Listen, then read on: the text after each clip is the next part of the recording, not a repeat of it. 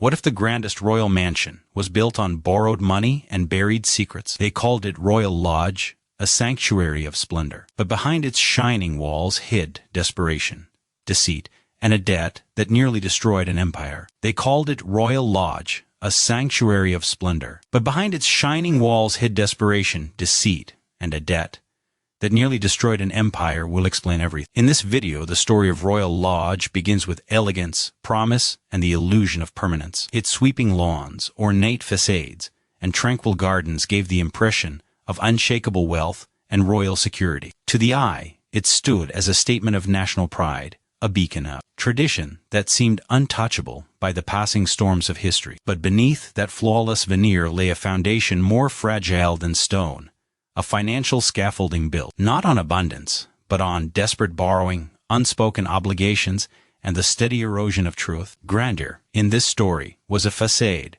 and behind the shining window of Royal Lodge, the walls were held up not by riches but by debt. The mansion's story unfolded in an age when image mattered more than integrity. To the world, the lodge was a testament to royal continuity, a symbol that the empire still stood unbroken even after the flames of war had scorched its borders. But the coffers that had once overflowed with colonial gold now lay barren. Foreign allies, once bound by loyalty, now demanded repayment. The treasury's silence was deafening, its ledgers filled with promises written in ink that could no longer hide the truth. Yet the nation's rulers, terrified of appearing weak, chose spectacle over substance.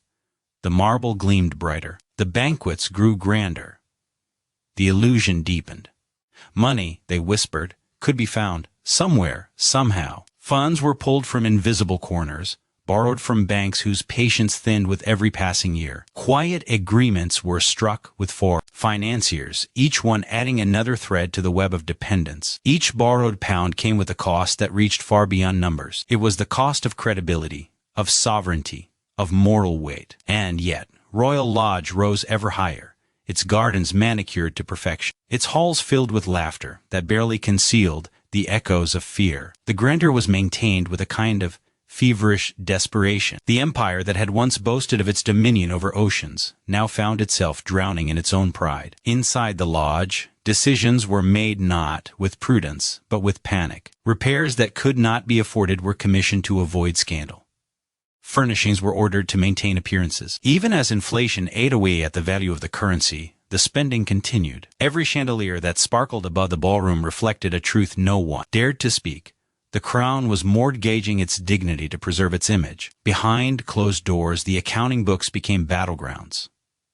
Advisors warned of the growing deficit. Letters arrived from creditors, their language turning colder with each reminder. Some days, the royal stewards would delay payments, hiding behind formality and ceremony to buy more time. On others, loans would be taken in secret, disguised as grants or gifts from foreign friends. What began as temporary measures grew into an intricate maze of financial deceit. Royal Lodge stood, yes, but its walls were lined with unpaid promises. The servants who worked within its corridors could sense the tension.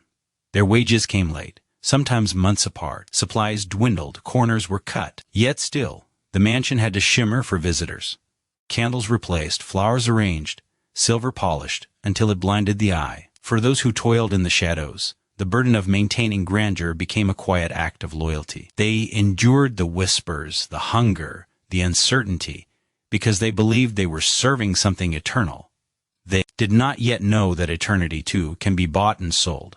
Outside, the nation was unraveling. War debts strangled the economy, and the streets hummed with the quiet anger of those who had sacrificed everything for victory, only to return to scarcity. Bread was rationed, taxes rose, and every family bore the mark of austerity. Yet newspapers still printed photographs of the lodge's garden parties, of guests in silk and diamonds smiling beneath canopies of light. The contrast was almost unbearable. For every glittering evening in the lodge, there were thousands of darkened homes where parents skipped meals so their children could eat. Grandeur had a price, and it was paid by those who would never see its beauty. In this cruel balance, the Royal Lodge became both a refuge and a symbol of denial. Its maintenance was justified as a matter of national pride, the illusion that, as long as the mansion stood untouched, the empire's heart still beat strong. Ministers defended the expenditures as necessary for morale, for stability, for tradition. But tradition had become a mask. Beneath the polished floors and gilded frames, the structure of the estate began to mirror the state itself, outwardly perfect, inwardly collapsing. The architects of this illusion were not villains, but victims of a mindset inherited from centuries of excess. They believed, perhaps sincerely, that image was survival, that to let the lodge crumble would be to admit weakness before the world. So they bore it again, each time believing it would be the last. They cut corners in secret restoration projects, used inferior materials, concealed cracks behind lavish drapery. In the ledgers, debts were reclassified, erased, or postponed. Each act of concealment built upon the last, until truth itself became a luxury none could afford. Meanwhile, whispers of scandal began to slip through the cracks. Journalists hinted at discrepancies in royal finances. Members of parliament muttered about the growing costs of maintaining estates in the midst of crisis. The Royal Lodge, once a private sanctuary, became the eye of a storm, a symbol not of unity but of imbalance. And still, the carriages arrived, the music played, and the facade endured, for to stop pretending would mean facing ruin. The irony was merciless. The very structure meant to symbolize stability was being propped up by instability. The mansion became a metaphor for the empire's decline. Beautiful, defiant, and unsustainable. Even as the chandeliers sparkled, they hung from ceilings that could no longer bear their weight. The lawns, once symbols of prestige, became reminders of misplaced priorities. Money that could have rebuilt towns and fed families was instead buried in marble and maintenance. Grandeur had become both the weapon and the wound. As the years passed, the truth became impossible to hide. Creditors demanded repayment, and letters once sealed with grace arrived with threats. The royal accountants worked through nights, rewriting figures, erasing deficits, moving numbers like pawns across a chessboard they could no longer control. Some of the loans, taken hastily in times of crisis, came from sources that would later exact political and personal influence. Pride, once a shield, became a liability. Every decision made to preserve dignity only deepened dependence. In time, even the most loyal supporters began to whisper that something was wrong. The lodge, always radiant from a distance, had become hollow within. Paint peeled where no guests were allowed. Roof beams sagged. Portraits hung slightly askew, as if weary from watching the decline. And yet, the illusion persisted, because illusions, once powerful enough, can outlive the truth they conceal. The grandeur remained, shimmering like a mirage on the horizon, even as the foundation trembled beneath it. Those who walked its halls could feel the contradiction in every breath, the clash between the beauty they maintained and the decay they could no longer ignore. In that contradiction lay the true tragedy of Royal Lodge. That magnificence, built on debt, can endure for a time, but never forever. The cost of keeping appearances becomes a debt not only of money, but of conscience, and eventually both must be paid. The illusion of majesty was the grandest deception of all. Royal Lodge stood like a painting come to life, a vision of timeless beauty framed by the soft green of Windsor's landscape. Visitors arriving through the wrought iron gates would see serenity, symmetry, and the lingering grace of royal heritage, yet those who stepped closer could feel it. The tension beneath the polish, the silence that hid unease. The very air seemed to hum with the effort of keeping up appearances. Within those walls, illusion had become survival, and pretense was the only thing left unbroken. To the outside world, Royal Lodge was not merely a home. It was a statement that the crown still commanded beauty and power in a world that was slowly forgetting what either meant. The newspapers showed radiant photographs of receptions under candlelight, of laughter echoing through grand halls. The public was meant to see a sanctuary untouched by hardship. It was a story carefully written, crafted to remind the weary nation that tradition still stood tall. But the reality was far less romantic. Behind the velvet curtains, the staff whispered about overdue wages, empty accounts, and the mounting pressure to make each event look effortless. Every room had its own secret. The chandeliers that bathed the ballrooms in golden light were lit fewer hours each night to save on oil. The silver polished for royal dinners was borrowed from neighboring estates. Uniforms were mended so many times that new stitches formed patterns beneath. The fabric, invisible to guests but plain to those who wore them. Even the flowers that adorned the tables were chosen carefully, not for their beauty alone, but for how long they could last before wilting. Everything was a performance, and the actors were exhausted. The aristocracy moved through the lodge with practiced grace, their conversations light, their laughter easy. Yet beneath their smiles lay worry.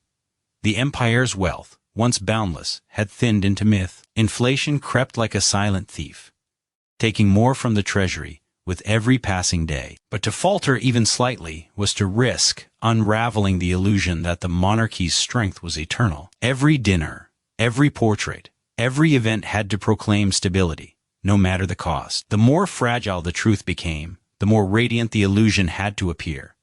The servants knew the truth most intimately. They were the invisible machinery behind the spectacle, the hands that turned scarcity into splendor. When supplies ran low, they improvised. When the heating failed, they lit fires earlier to keep the rooms warm before guests arrived. When the musicians could not be paid, they played anyway, because duty was stronger than comfort. Some did not even question it. They believed in the ritual of service, in the unspoken idea that their labor upheld something greater than themselves. The illusion of majesty did not only deceive the nation, it sustained faith among those who maintained it. As the years pressed on, the financial strain grew heavier, but the image of grandeur grew more refined. It became art, the art of concealment, the art of dignity under duress. Letters were written in careful language, avoiding mention of cost or debt. Meetings were held in secret to decide which repairs could be postponed without visible decay. Furniture was rearranged to hide cracks in the walls, tapestries repositioned to mask dampness. When visitors arrived, no one spoke of hardship. Instead, they marveled at the legacy of royalty, at the way the lodge seemed to defy time itself. And in that admiration, the illusion found strength again. But illusions are fragile things, and each one requires constant nourishment.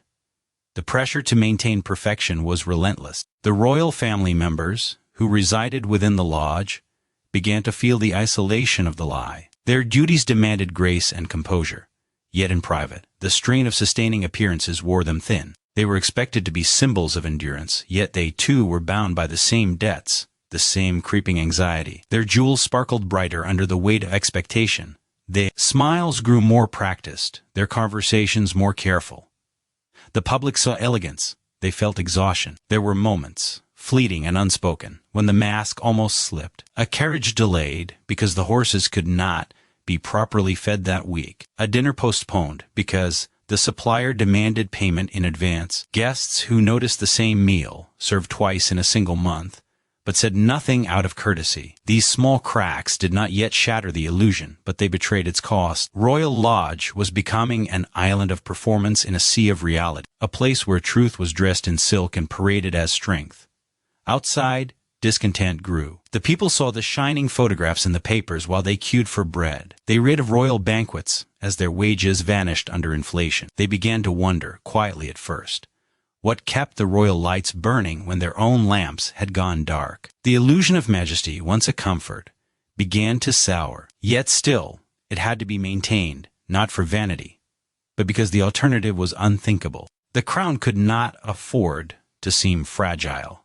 The lodge could not be seen to crumble. To preserve faith, illusion had to become reality, even if it meant erasing the truth entirely. Within the lodge, denial turned into discipline. Every gesture was rehearsed, every event timed to perfection. Even silence became a kind of ritual. No one spoke of shortages, unpaid accounts, of the merchants who waited in vain for settlement.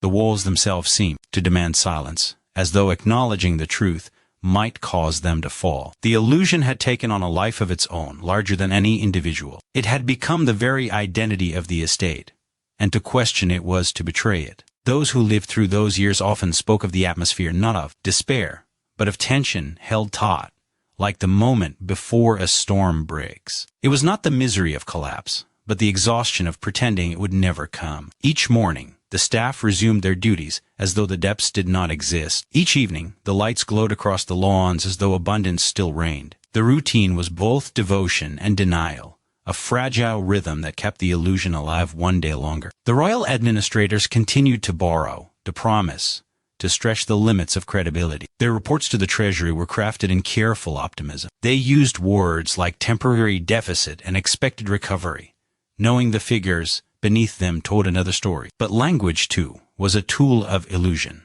as polished and deceptive as the marble floors beneath their feet. And so, the lodge endured magnificent, hollow, untouchable, When foreign dignitaries visited, they saw only splendor. The lodge had been staged for their eyes, draped in new curtains, filled with borrowed art, perfumed to mask the scent of damp air. They left believing that the empire remained as golden as ever, that the royal house still stood unshaken. In their eyes, the illusion succeeded.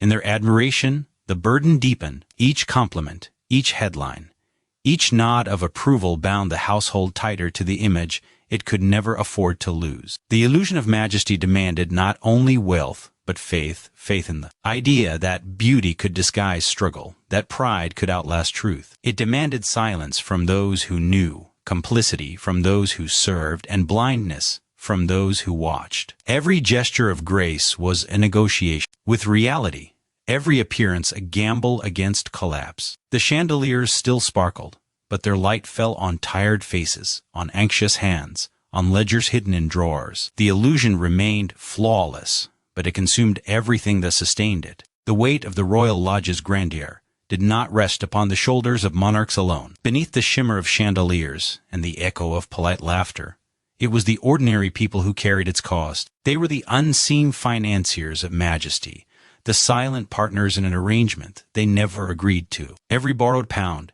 every foreign loan, every opulent dinner echoed beyond the estate's walls, reaching the homes of laborers, soldiers, and mothers who would never see the splendor they were paying for. The lodge stood as a monument to beauty, but its foundation was built upon sacrifices drawn from the hands and hopes of those who had nothing left to give. After the wars, the empire's wealth had become a ghost of its former self. The treasury was a graveyard of promises, and the government's reach for stability tightened around the people instead. Taxes rose with cruel precision, and inflation devoured wages faster than they could be earned. A man could work an entire week, only to find that what he earned could no longer feed his family. Yet still, the image of the crown had to shine untarnished. Money that might have rebuilt homes or restored factories was instead redirected to maintain the illusion of royal continuity. Royal Lodge glowed in defiance of reality, its light fed by the dimming candles of millions. In the towns and villages, the burden of the lodge was invisible, but it was felt. The newspapers, careful to maintain national pride, spoke of royal events and receptions in soft, admiring tones. The public read of garden parties and renovations, told that such displays uplifted the spirit of the nation.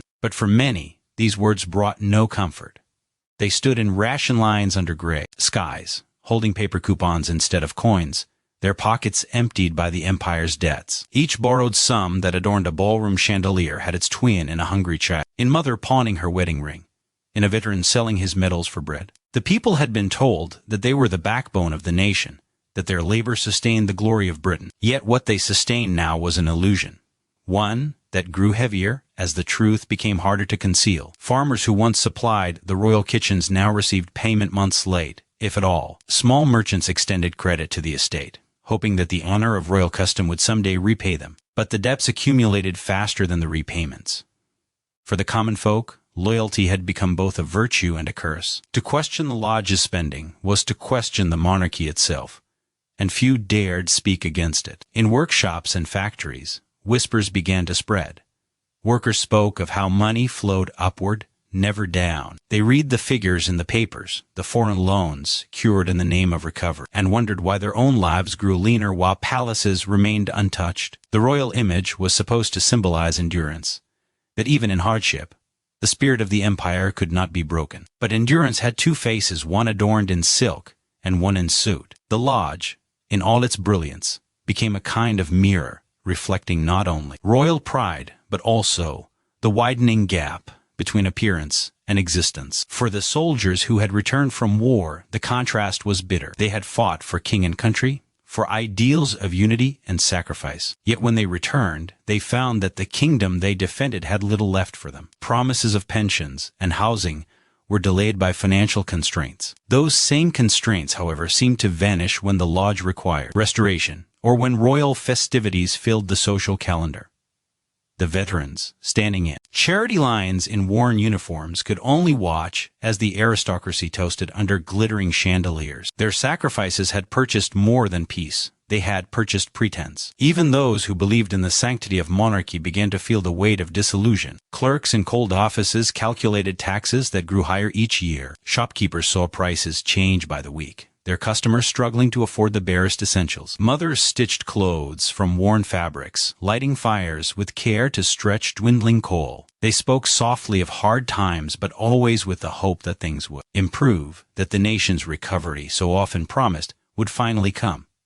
Yet the recovery never reached them. It flowed toward the estates, toward the symbols of dignity that had to be preserved at all costs. Royal Lodge, beautiful and still, drew sustenance from a populace drained of it. In the countryside, where loyalty to the crown had always been strongest, there was a quieter form of grief. Families who had served the royals for generations began to feel forgotten. Their sons and daughters, once proud to serve, now left in search of better lives elsewhere. The fields grew emptier, the farms quieter. The estate still received its supplies, of course, but always at a price negotiated down, always with promises of payment that stretched endlessly forward. For those who remained, the royal crest no longer inspired pride, but a kind of resigned reverence, the way one might look upon a storm and know there is no stopping it. Inflation became a silent tyrant. It crept through every home, turning wages into whispers of value. The government, desperate to stabilize the economy, borrowed heavily from abroad. Those foreign loans, celebrated as salvation, became shackles instead. Every repayment meant another cut to the welfare of the people. Public programs shrank while the royal image grew more polished. The illusion demanded maintenance, the people provided it without consent. They did not see the ledgers or the foreign contracts, but they lived their consequences. The nation's dignity was being mortgaged, and the collateral was its citizens. In cities, protests began to murmur at the edges of civility. They were not open rebellions, but gatherings of the weary, veterans, laborers, widows, standing outside government offices, demanding fairness. Their voices were calm, even humble. They did not demand the fall of royalty. They asked only for relief, for recognition, for truth. Yet truth was dangerous. The narrative of endurance could not survive the admission of inequality. To acknowledge the suffering of the many would be to reveal the moral debt of the few. So silence prevailed, and the illusion remained intact. Those within the lodge were not blind to this suffering, but they were trapped within their own necessity. They told themselves that the preservation of image was for the greater good, that if the monarchy appeared weak, the nation itself might fracture. It was a cruel paradox. To protect the people's faith, the people had to be sacrificed. The servants who tended the fires and polished the floors saw this contradiction most clearly. They worked beside extravagance, yet shared the hardships of the common folk. When the news of shortages reached the estate, they nodded silently, knowing that the same scarcity haunted their own families beyond the gates. The longer the illusion persisted, the more the burden grew. The people's sacrifices became invisible currency, exchanged endlessly for symbols of strength. Their hunger was transmuted into chandeliers, their labor into banquets, their despair into silence. Royal Lodge remained a sanctuary of grace, but its beauty was sustained by suffering that no guest would ever see. The people bore the cost not just in money, but in trust. Trust that their leader understood their pain, trust that the sacrifices asked of them were shared equally. Each passing year eroded that faith, though no one dared speak its loss aloud. The tragedy of Royal Lodge was never its opulence but its blindness. In trying to preserve the illusion of majesty, it became the emblem of imbalance, a symbol of how beauty can demand the lifeblood of those who cannot afford it. The people endured, as they always had, but endurance turned to weariness, and weariness to quiet resentment. They continued to pay, to work, to hope, their sacrifices buried beneath the manicured lawns and shining windows of a mansion that seemed to belong to another world altogether. When the truth began to surface, it did not arrive with fanfare or revelation. It crept in quietly, like a chill through the corridors of Royal Lodge. For years, the illusion had been sustained by secrecy and ritual, by the unspoken pact that grandeur must not falter. But debt has a way of finding its voice. It echoes through ledgers, it whispers through letters marked urgent, it lingers in the worried expressions of men who can no longer disguise failure as formality. Royal Lodge, once the embodiment of royal grace, began to show the subtle tremors of collapse. Beneath the silk and ceremony, cracks appeared not just in the wall, but in the belief that beauty could outlast accountability. At first, the signs were almost invisible. Invitations to grand events grew fewer. Renovations were postponed under the guise of restraint. The gardens, once a symphony of color, were quietly simplified to reduce costs. There were no announcements, no acknowledgments of struggle, only a soft pulling back of the curtain. But those who served within the lodge could sense the unease. The accounts no longer balanced. Supplies arrived slower. Contractors demanded advances that could no longer be offered. The carefully maintained illusion of abundance began to falter under the weight of numbers too large to hide. Outside the estate, the murmurs had already begun. Newspapers started to question the costs of maintaining royal residences at a time when the nation itself teetered on financial ruin. Politicians, once eager to align themselves with royal prestige, began to distance their names from its extravagance. What had once been a point of national pride turned into a subject of public tension. The Lodge, in its quiet isolation, became a symbol of something far greater than a single estate. It became the embodiment of pride stretched past its limits, the point where dignity collapses into denial. The financial strain grew impossible to disguise. Creditors, long kept at bay by reputation, began to demand repayment in earnest. Foreign loans that had been taken in secrecy now stood as debts owed to strangers across the sea. The royal accountants, who had for years rewritten figures and shifted expense from one ledger to another, reached the end of their arithmetic. The numbers could no longer be bent into beauty. What remained was stark and undeniable. The Lodge, and the image it upheld, had been purchased on borrowed time. The bills had come due. In the offices of government, debates turned heated. Some argued that to expose the truth would be to humiliate the monarchy, to tear down what little faith the people still held in its endurance. Others insisted that concealment had gone on too long, that the time for honesty had arrived. Behind closed doors, compromise was sought. Partial admissions, half-truths, strategic silence. But truth is not easily contained once it begins to move. It seeps through every barrier, gathering force, until the illusion that once seemed eternal begins to crumble. When the public learned of the depths, disbelief turned swiftly to disillusion. The ordinary people who had endured rationing, taxation, and scarcity were told that their sacrifices had not saved the nation, but sustained its illusion of nobility. The mansion they had revered as a symbol of strength was revealed to be a monument to mismanagement. The outrage was quiet at first, weary, rather than furious, but it carried a weight that no royal decree could silence. The Lodge, once admired from afar, now stood as a warning of how even the grandest facades can collapse under the pressure of their own deceit.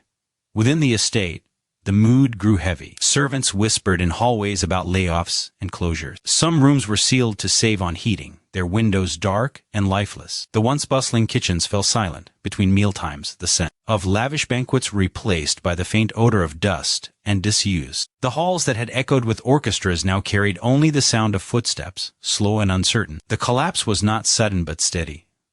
A fading of grandeur, one detail at a time, until even the air felt thinner, as though history itself had stopped breathing. Those closest to the royal household struggled to maintain composure. They spoke of temporary setbacks and financial realignments, but the words rang hollow. The staff knew better. They had seen the ledgers, the dwindling funds, the quiet desperation in their superiors' eyes. Pride had kept them loyal, but pride alone could not pay wages. Some left quietly, carrying with them the memory of the Lodge in its brilliance, unwilling to watch its slow decline. Those who remained did so out of devotion, their service transformed into something like mourning. They tended the fading estate as one tends to a dying relative, with care, with sorrow, and with a silence born of respect. The outside world watched with a mixture of fascination and disappointment. The newspapers that once praised the Lodge's elegance now chronicled its debts with grim precision. Foreign creditors whispered of selling off assets, of reclaiming what was owed. Whispers turned to headlines,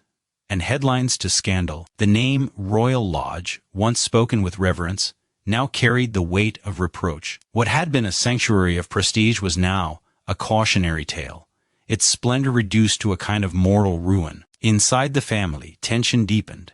Decisions had to be made, painful ones. Collections were appraised for sale, land portions considered for lease, ceremonial staff dismissed with polite gratitude. Each measure, though necessary, stripped another layer of the Lodge's majesty. The portraits of ancestors that lined the hallways seemed to watch in silence, their painted eyes reflecting judgment or pity. It was impossible to tell which. For generations, the family had believed that their heritage was indestructible. Now they saw that legacy could be as fragile as glass.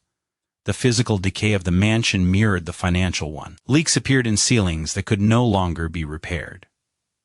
The gardens, once meticulously maintained, grew wild at the edges. Furniture went unrepaired, dust gathered in unused rooms, and silence replaced the sounds of celebration. What had once been alive with ceremony now felt like a mausoleum of its own history, a reminder of what pride had cost. The lodge did not fall in flames. It withered, quietly, beautifully, tragically. In towns across the nation, the story of its downfall became a kind of parable. People spoke of it as a lesson, a whispered truth, that opulence and responsibility could not coexist indefinitely. For those who had long borne the burden of its illusion, there was no satisfaction in its decline, only a weary recognition that justice, though slow, had finally arrived. The lodge's collapse was not vengeance, but inevitability. It was the moment when pretense could no longer outrun reality, when even the walls of privilege bowed to the laws of consequence. Foreign creditors claimed their due, and with each transaction,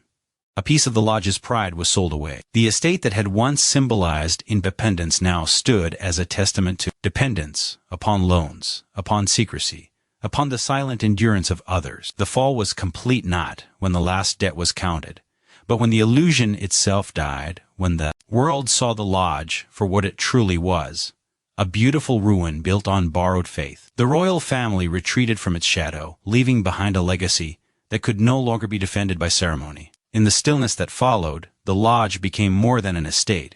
It became a story told in hushed tones, a reminder etched into stone and memory alike. Its fall was not the result of rebellion or disaster, but of slow, inevitable decay, the collapse of splendor under the weight of its own untruths. And though the walls still stood, though the paint still caught the evening light, the spirit that once animated it had fled, leaving only echoes of a glory that had consumed itself in silence. Time has a way of softening the edges of scandal, but not its lessons. Royal Lodge still stands, its pale walls untouched by the noise of modernity, its gardens stretching outward, as though trying to forget what lies behind them. To the casual eye, it is serene, regal, almost sacred in its stillness.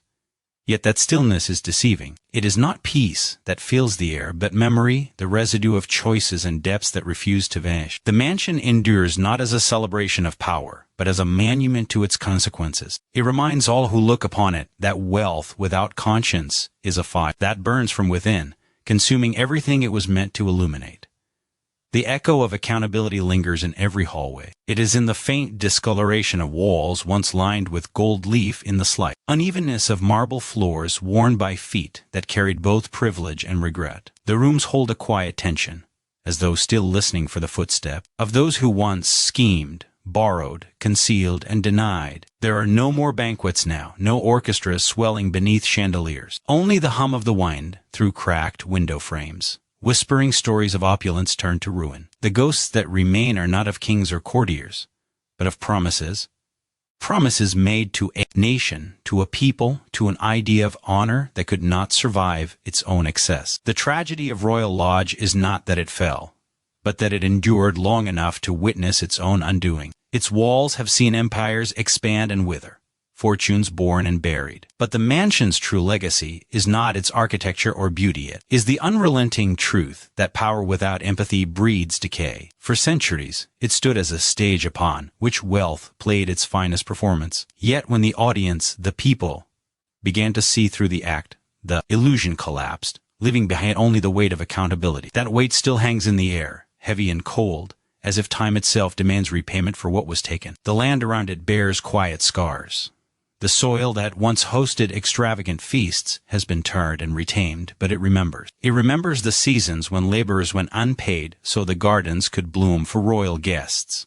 It remembers the winters when supplies ran thin because loans had devoured the treasury. Every tree planted for beauty had its price, paid in coin, taken from hands that toiled unseen. And though nature has reclaimed much of what grandeur abandoned, even the wind that moved through its branches seems to carry the sighs of those who bore the burden of empire. Historians speak of the lodge as an artifact, a symbol of architectural grace and political folly intertwined. But the stones themselves speak a different language. They speak of silence, the silence of accountability deferred, of truths buried beneath ceremony. Each restoration, each attempt to preserve the estate's dignity, only deepened its irony. For what was being preserved was not heritage, but the memory of denial. Royal Lodge is beautiful still, but it is the beauty of a scar, a mark that refuses to fade because the wound beneath never truly healed. Visitors walk its corridors today with reverence, some with awe, others with discomfort.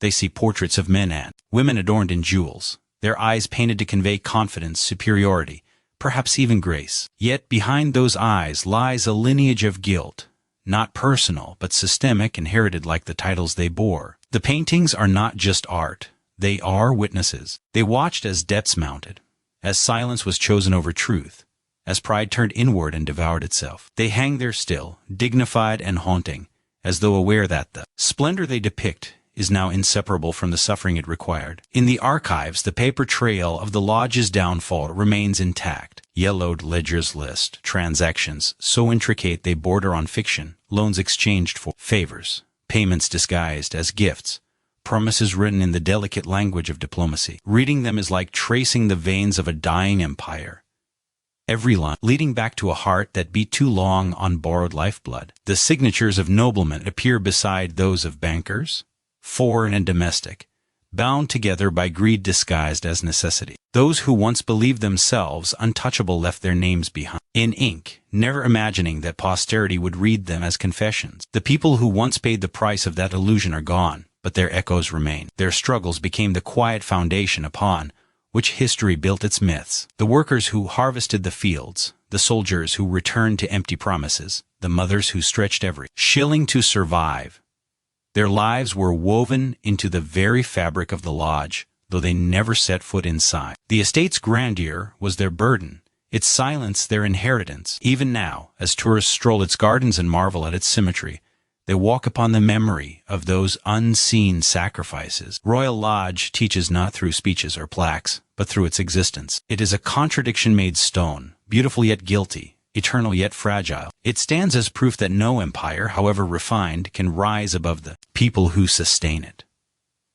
The depths that once shackled it were more than financial, they were moral. Each coin borrowed without conscience, each luxury maintained at the expense of others, left an imprint that no restoration could erase. Its beauty today is inseparable from its history, the polished mirror reflecting both pride and punishment. Time has not been cruel to the lodge, it has been honest. The estate has survived wars, revolutions, and economic ruin, yet what it could not escape was truth. The scandals that once whispered through its halls have hardened into lessons. The debts may have been repaid, but the moral balance remains unsettled. Every generation that inherits its legacy must face the same question that destroyed it.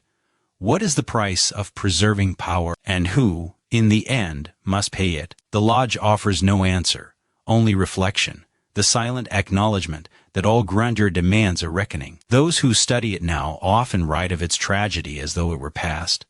But history does not end where we decide it should. The echoes of Royal Lodge continue in every society that forgets the cost of its comforts, in every institution that hides its depths behind the veil of tradition. Its story belongs not just to royalty or empire, but to the universal rhythm of hubris and decline. The mansion stands as a reminder carved from time itself that every act of concealment will someday stand in the light, and every empire of illusion will meet its truth. At dusk, when the last rays of sun fall across its facade, the lodge seems almost alive again. The gold tones deepening, the windows glowing as they once did in the age of feasts and fanfare. But it is only a trick of light, a final echo of the illusion it once embodied. Beneath that glow lies the unspoken weight of all that was lost to preserve appearances, of all that was taken to sustain a dream that could not endure. The air grows still, and the mansion seems to listen to itself, to the centuries it has outlasted, to the depths it can never repay, to the truth it can no longer escape.